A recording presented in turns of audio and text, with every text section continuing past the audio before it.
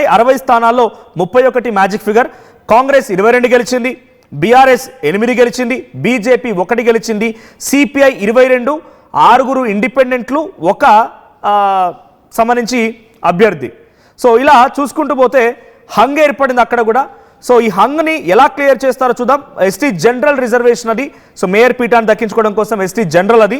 So ఈ సిచ్యువేషన్లో అక్కడ ఎవరు వైపుగా నిలబడతారో చూడాల్సిన అవసరం అయితే ఉంది. సో సిపిఎం కూడా ఒక స్థానం గెలిచింది ఇక్కడ. సో కాబట్టి సిపిఎం అండ్ ఇండిపెండెంట్లో 5. సో వీళ్ళంతా కలిపి 27 స్థానాలు అటు కాంగ్రెస్ పార్టీకి సపోర్ట్ ఇస్తున్నాయి.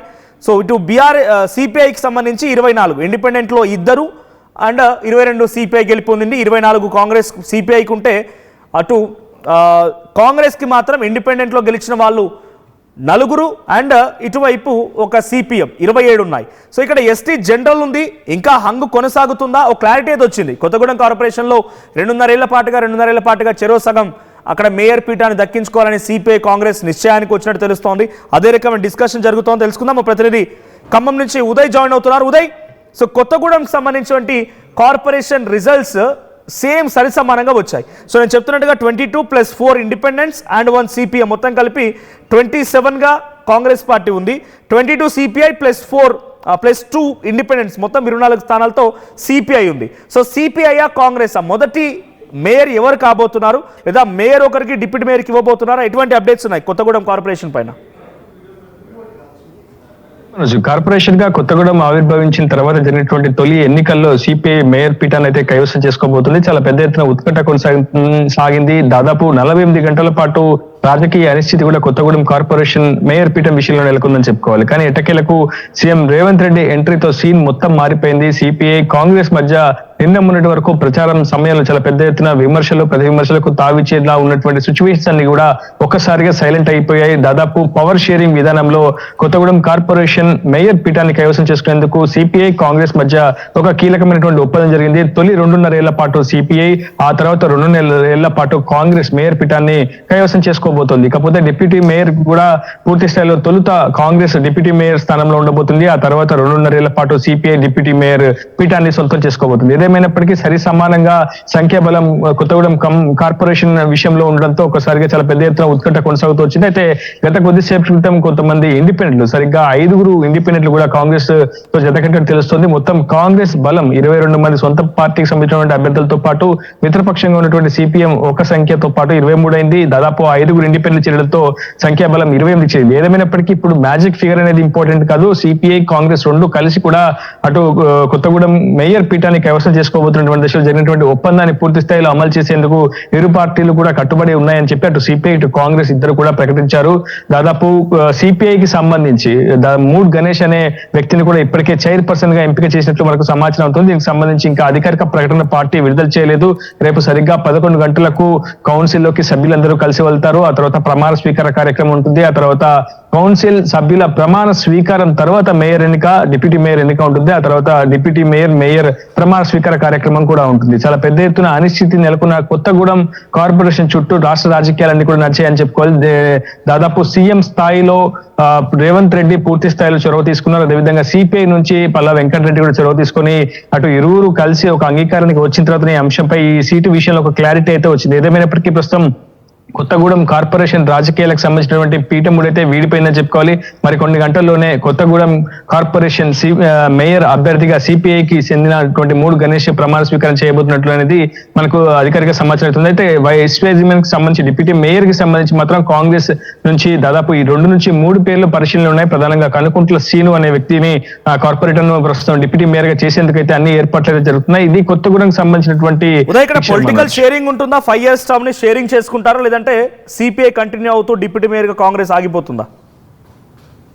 దాదాపు 2.5 ఏళ్ల పాటు మాత్రమే అటు మేయర్ పీఠాన్ని అనుభవించేలా సిపిఐకి కాంగ్రెస్ అవకాశం కల్పించింది. కాంగ్రెస్ కూడా మిగిలినటువంటి 2.5 ఏళ్ల పాటు కాంగ్రెస్ కి ఆ పీఠాన్ని సమర్పించేలా సిపిఐకి మధ్య అంతర్గత ఒప్పందం జరిగింది. ఈ ఒప్పందానికి కట్టుబడి ఉంటామని చెప్పి ఇరు పార్టీలు కూడా అంగీకరించాయి. ఇప్పటికే మొదటి నుంచి కూడా నిజానికి కాంగ్రెస్ ఆ స్థానాన్ని వదులుకోవడం నిజంగా అక్కడ ఉన్నటువంటి కాంగ్రెస్ శ్రేణులు రాజకీయ నైరాశ్యాన్ని అయితే నింపిందని చెప్పుకోవాలి. ఎందుకంటే దాదాపు 2023 అసెంబ్లీ ఎన్నికల తరువాత పూర్తిగా సిపిఐ కొత్తగూడెం నియోజకవర్గాన్ని కంచుకోటగా మలుచుకుంది. కనిపిస్తుంది. ప్రస్తుతం కార్పొరేషన్ అనేది హార్ట్ ఆఫ్ ద సిటీగా ఉండబోతోంది. ఎందుకంటే కొత్తగూడెం నియోజకవర్గంలో ప్రధానంగా కొత్తగూడెం కార్పొరేషన్ గా ఆవిర్భవించిన తర్వాత పాల్వంచ, సుజాత్ నగర్, కొత్తగూడెం మున్సిపాలిటీకి సంబంధించి టౌన్ కు సంబంధించి 3 కూడా చాలా కీలకమైనటువంటి ప్రాంతాలు. ఒక రాబోయే ఎన్నికలను కూడా పూర్తి స్థాయిలో ప్రభావితం చేయబోయేది కార్పొరేషన్ ఎన్నికలే. సో ముందస్తుగా సిపిఐ కూడా చాలా వ్యూహాత్మకంగానే వ్యవహరించి దాదాపు చాలా పెద్ద ఎత్తున స్థానాలను కైవసం చేసుకోగలిగింది. అయితే ప్రస్తుతం కాంగ్రెస్ శ్రేణులు కూడా చాలా పెద్ద ఎత్తున ఆందోళన వ్యక్తులు చేస్తున్నటువంటి అంశం కూడా అదే.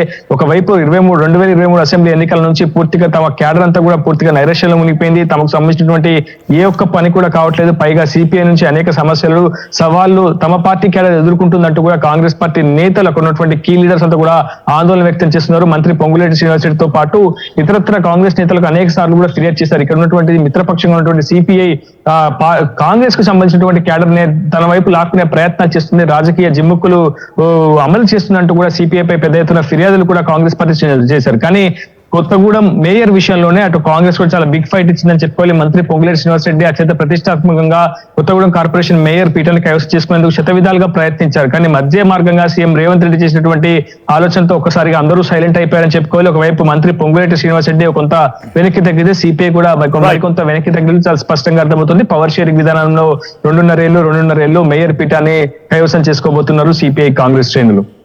రైట్. సో కొత్తగూడెం కార్పొరేషన్ కి సంబంధించి 2.5 ఏళ్ల పాటుగా సిపిఐ, 2.5 ఏళ్ల పాటుగా కాంగ్రెస్ ఆ డివైడింగ్ తో పాటుగా వాళ్ళు డిప్యూటీ మేయర్ కూడా ఇప్పుడు తీసుకుంటున్నారంట.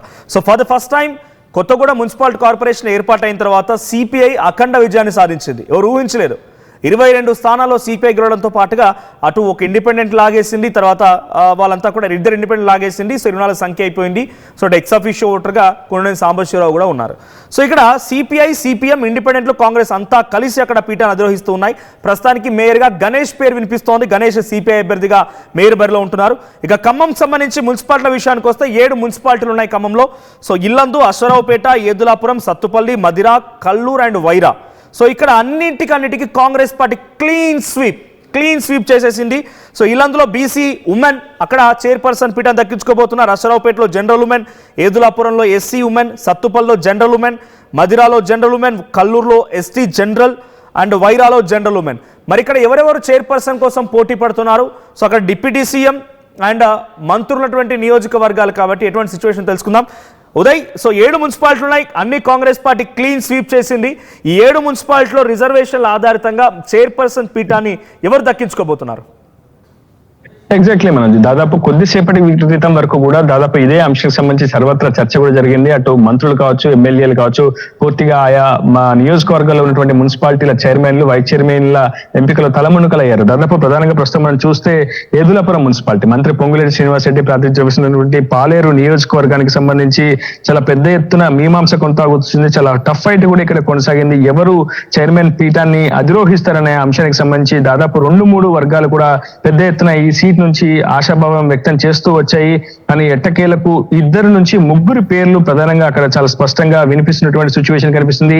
చైర్మన్, వైస్ చైర్మన్ కాంగ్రెస్ అభ్యర్థులు అవుతున్నప్పటికీ చైర్మన్ రేస్ లో 23వ వార్డు చెందినటువంటి అభ్యర్థి పోకబత్తిని అనిత రేస్ లో ఉన్నారు. ఆమెకి దాదాపుగా ఖరారయ్యే అవకాశం కనిపిస్తుంది. వైస్ చైర్మన్ కి సంబంధించి 15వ వార్డు అభ్యర్థి తమ్మినేని మంగతయ్య, ఆమె అక్కడ ఏకగ్రీవమయ్యారు. 15వ వార్డు ఖమ్మం జిల్లాలో జరిగినటువంటి ఉమ్మడి ఖమ్మం జిల్లాలో జరిగినటువంటి మున్సిపాలిటీ ఎన్నికల్లో 15వ వార్డు ఏకగ్రీవమైనటువంటి వార్డు. సో అక్కడ మంగతాయి గారు ఉన్నారు. అక్కడ నుంచి ఆమెకు పూర్తిస్థాయిలో వైస్ చైర్మన్ గా ఇచ్చే అవకాశం కనిపిస్తుంది. ఇకపోతే వైరాకు సంబంధించి వైరా నుంచి కాంగ్రెస్ ఎమ్మెల్యే రామదాస్ నాయక్ అక్కడ వైరా నియోజకవర్గం నుంచి ప్రాతినిధ్యం వహిస్తున్నారు. దానికి సంబంధించి దాదాపు మెజారిటీ సీట్స్ అన్ని కూడా వైరాలో కూడా కాంగ్రెస్ కి దక్కాయని చెప్పుకోవాలి. దాదాపు కాంగ్రెస్ కు 12 వస్తే బీఆర్ఎస్ 5కు పరిమితమైంది. అక్కడ సిపిఎం, సిపిఐ, ఇండిపెండెంట్ తలా ఒక స్థానాన్ని పంచుకున్నటువంటి సిచ్యువేషన్. సో చైర్మన్ రేస్ లో కాపా చంద్రకళ పేరు చాలా స్పష్టంగా వినిపిస్తుంది. మరోవైపు పొంగులేటి అంచరుడుగా ఉన్నటువంటి వ్యక్తి యొక్క సతీమణి బొర్ర ఉమాదేవి పేరు కూడా చాలా స్పష్టంగా వినిపిస్తుంది. కాకపోతే సత్తుపల్లికి సంబంధించి సత్తుపల్లి నియోజకవర్గం నుంచి మట్టా రాగమయ్యి కాంగ్రెస్ ఎమ్మెల్యే, మహిళా ఎమ్మెల్యే, అతి చిన్న వయసులోనే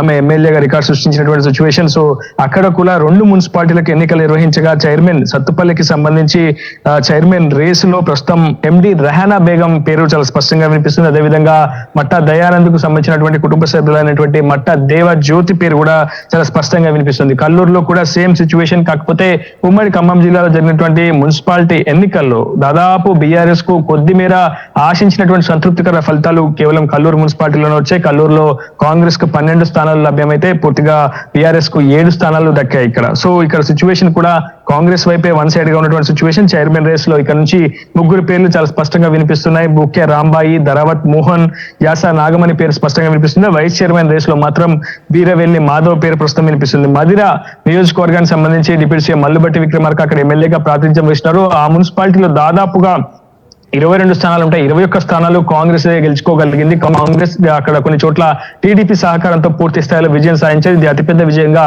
మల్లుబట్టి విక్రమార్క రికార్డుకి ఎక్కారని చెప్పుకోవాలి. ఎందుకంటే దాదాపు అత్యంత ప్రతిష్టాత్మకంగా మధుర మున్సిపాలిటీ ఎన్నికలు నిర్వహించే నిజానికి అక్కడ బీఆర్ఎస్ సిపిఎం కూడా చాలా టఫ్ ఫైట్ ఇస్తుందని అందరూ ఊహించారు. కానీ దానికి భిన్నంగా పూర్తి స్థాయిలో వన్ సైడెడ్ మెజారిటీ కాంగ్రెస్ కు అక్కడ దక్కింది. చైర్మన్ రేస్ లో 6వ వార్డు అభ్యర్థి వేమిరెడ్డి తులసి ఉన్నారు. 4వ వార్డు అభ్యర్థి సామినేని సుజేత ఇద్దరు కూడా చైర్మన్ రేస్ లో పోటాపోటీగా ఉన్నారు. ప్రస్తుతం దీనికి సంబంధించి ఒక క్లారిటీ అయితే రావాల్సినటువంటి సిచ్యువేషన్ ఉంది. ఇకపోతే ప్రధానంగా అశ్వారావుపేట నియోజకవర్గం ఉమ్మడి ఖమ్మం జిల్లాలో ఉన్నటువంటి మున్సిపాలిటీలో కాంగ్రెస్ కు అత్యంత మెరుగైనటువంటి సత్ఫలితాలు వచ్చినటువంటి నియోజకవర్గాల్లో అశ్వారావుపేట మున్సిపాలిటీ కూడా ఒకటి. అశ్వారావుపేటలో 17 కాంగ్రెస్ కు దక్కగా 2 వార్డు స్థానాలు మాత్రం బీఆర్ఎస్ కు దక్కాయి. ఇక్కడ ఇండిపెండెంట్ కూడా 2 గెలవడం జరిగింది. సో చైర్మన్ రేస్ లో అక్కడ నుంచి 6వ వార్డు అభ్యర్థి జూపల్లి శశికళ ఉన్నారు. వైస్ చైర్మన్ రేస్ లో జూపల్లి రమేష్ ఉన్నారు. వీళ్ళిద్దరు కూడా భార్యాభర్తలు. సో ఒకరికి చైర్మన్, ఒకరికి వైస్ చైర్మన్ దక్కే అవకాశం కూడా చాలా స్పష్టంగా కనిపిస్తుంది. కానీ కొంత ఇది ఊహాగానాలు మాత్రం, అధికారిక ప్రకటన మాత్రం వచ్చే అవకాశం ఉంది. కానీ చైర్మన్, వైస్ చైర్మన్ రేస్ లో మాత్రం భార్యకు లేదా భర్తకు మాత్రం దక్కే అవకాశం చాలా స్పష్టంగా కనిపిస్తుంది. ఇకపోతే ఇల్లందుకు సంబంధించి భద్రాద్రి కొత్తగూడెం జిల్లాలో ఉన్నటువంటి మున్సిపాలిటీలో ఇల్లందు కూడా చాలా క్రిస్టల్ క్లియర్ మెజారిటీ వచ్చింది. మొత్తం 24 వార్డులు ఉండగా 19 వార్డులు కాంగ్రెస్ కు దక్కితే బీఆర్ఎస్ కు 3, ఇండిపెండెంట్ కు 2 వార్డులు దక్కాయి. ఇక్కడ కూడా చాలా పెద్ద ఎత్తున మీమాంస నెలకొంది. ఎందుకంటే చైర్మన్ రేస్ లో కాంగ్రెస్ పార్టీకి సంబంధించినటువంటి వార్డు గెలిచినటువంటి అభ్యర్థుల మధ్య చాలా పెద్ద ఎత్తున పోటీ నెలకొంది. ఇక్కడ నుంచి 2వ వార్డుకు చెందినటువంటి దొడ్డ కిరణ్ మిత్ర, అదేవిధంగా 8వ వార్డుకు చెందినటువంటి రేఖా స్వరూప ఇద్దరి పేర్లు వినిపిస్తున్నాయి. ఇక్కడ బీసీ మహిళకు రిజర్వ్ చేయబడినటువంటి స్థానం కావడంతో చాలా పెద్ద ఎత్తున ఆశాభావులు కూడా 4 నుంచి 5 ఉన్నారు. ఎట్టకేలకు ఇది 2 వరకు చేరింది. ప్రస్తుతం దొడ్డ కిరణ్ మిత్రను ఇల్లందు మున్సిపాలిటీకి సంబంధించి చైర్మన్ గా ఎన్నుకునే అవకాశం అయితే చాలా స్పష్టంగా కనిపిస్తుంది. దాదాపు మంత్రి పొంగులేటి శ్రీనివాసరెడ్డి ప్రాతినిధ్యం ఇచ్చినటువంటి పాలేరు నియోజకవర్గాలతో పాటు ఆయన అంచల్ ఎమ్మెల్యేగా గెలిచినటువంటి ఇల్లందు, అశ్వారావుపేటకు సంబంధించినటువంటి మున్సిపాలిటీలో కూడా పూర్తి స్థాయిలో చైర్మన్ల ఎంపిక దాదాపు పొంగులేటి సూచనల మేరకు జరిగినట్లు సమాచారం. ఈ రోజు సాయంత్రం వరకు కూడా ఈ అంశానికి సంబంధించి పెద్ద ఎత్తున చర్చలు జరిగినాయి. అక్కడ ఉన్నటువంటి స్థానిక ఎమ్మెల్యేల అంశాలను కావచ్చు, వారి అభిప్రాయాలను పరిగణలోకి తీసుకున్న తర్వాత చైర్మన్లు, వైస్ చైర్మన్ల ఎంపిక ప్రక్రియ అయితే పూర్తి చేశారు. దాదాపు కొన్ని గంటల్లోనే చైర్మన్లు, మేయర్ ప్రమాణ స్వీకారం ఉండే అవకాశం ఉంది. రేపు ఉదయం 11 గంటలకు ప్రతి ఒక్క మున్సిపాలిటీలతో పాటు కార్పొరేషన్ కార్యాలయాల్లో పూర్తి స్థాయికి సంబంధించినటువంటి ఏర్పాట్లన్నీ కూడా పూర్తయ్యాయి. Manoj, right, thank you Uday. So మొత్తంగా ఖమ్మంలోని 7 మున్సిపాలిటీలకి 7 మున్సిపాలిటీలు కాంగ్రెస్ కైవసం చేసుకుంది. బంపర్ తంపింగ్ మెజార్టీతో అక్కడ కాంగ్రెస్ పార్టీ గెలుపొందింది. సో ఇల్లందు మున్సిపాలిటీకి సంబంధించి కాంగ్రెస్ పార్టీ నుంచి దుర్గా అండ్ రేఖ ఇద్దరు పోటీ పడుతున్నట్టు తెలుస్తోంది. 2 మహిళలు పోటీ పడుతున్నారు BC women reservation. So Aswaraopeta నుంచి జనరల్ మహిళా రిజర్వేషన్కి సంబంధించి అక్కడ శశికళ పేరు ప్రధానంగా వినబడుతుంది. తన భర్తకి డిప్యూటీ ఇచ్చి తనకి చైర్మన్ ఇవ్వాలనుకుంటున్నారు. ఇద్దరిలో ఎవరో ఒకరు ఆ పీఠాన్ని, చైర్మన్ పీఠాన్ని కనుక శశికళకి ఇస్తే అటు వేరే వాళ్ళకి అవకాశం ఉంటుంది. అంటే ఇద్దరు భార్యాభర్తలకు కూడా ఒకే మున్సిపాలిటీకి సంబంధించి డిప్యూటీ అండ్ చైర్పర్సన్ 2 ఇస్తారా, ఎలా ఉంటుందో చూడాలి. సో ఏదులాపురంలో కాంగ్రెస్ పార్టీ నుంచి అనిత పేరు వినబడుతోంది, ఎస్సీ మహిళ. సో ఆ తర్వాత సత్తుపల్లి నుంచి రిజర్వేషన్ జనరల్ ఉమెన్ ఉంటే అక్కడ ఎండి రహానా బేగం లేదా దేవజ్యోతి. సో మట్టా రాగమేకి సంబంధించిన అదే కుటుంబానికి సంబంధించిన వ్యక్తిగా దేవజ్యోతి పేరు కూడా వినబడుతోంది సత్తుపల్లి నుంచి. ఇక మదిర ఏకంగా డిప్యూటీ సీఎం బట్టి విక్రమార్క ప్రాతినిధ్యం వహిస్తున్న నియోజకవర్గం ఇది. ఇక్కడ 12 స్థానాల్లో Congress party magic figure reach అయితే వాళ్ళు అక్కడ చైర్పర్సన్ పీఠాన్ని దక్కించుకునేవారు. సో అంతకంటే ఎక్కువగా థంపింగ్ మెజార్టీతో 18 స్థానాల్లో కాంగ్రెస్ పార్టీ గెలుపొందింది. ఇక్కడ కాంగ్రెస్ పార్టీ నుంచి జనరల్ ఉమెన్ అక్కడ రిజర్వేషన్ ఉంది కాబట్టి వేమిరెడ్డి తులసి లేదా సునీత ఇద్దరులో ఎవరికొకరు దక్కే అవకాశం ఉంది. ఇక కల్లూరు నుంచి ఇద్దరు పోటీ పడుతున్నారు, రాంబాయి అండ్ మోహన్. ఇక్కడ ఎస్టీ జనరల్లో ఇటు మహిళలు పోటీ పడుతున్నారు అండ్ ఇద్దరు పురుషులు కూడా పోటీ పడుతున్నారు. రాంబాయి అండ్ మోహన్ ఇద్దరు పేర్లు వినబడుతూ ఉన్నాయి. ఇక వైరా నియోజకవర్గానికి సంబంధించి ప్రధానంగా ఉమాదేవితో పాటుగా మరో మహిళ కూడా పోటీ పడుతున్నట్టు తెలుస్తోంది. సో మొత్తంగా ఖమ్మం సంబంధించి రిజల్ట్ ఇది. ఇక ఫైనల్గా నల్గొండ మున్సిపల్ కార్పొరేషన్కి సంబంధించి వెళ్తే నల్గొండ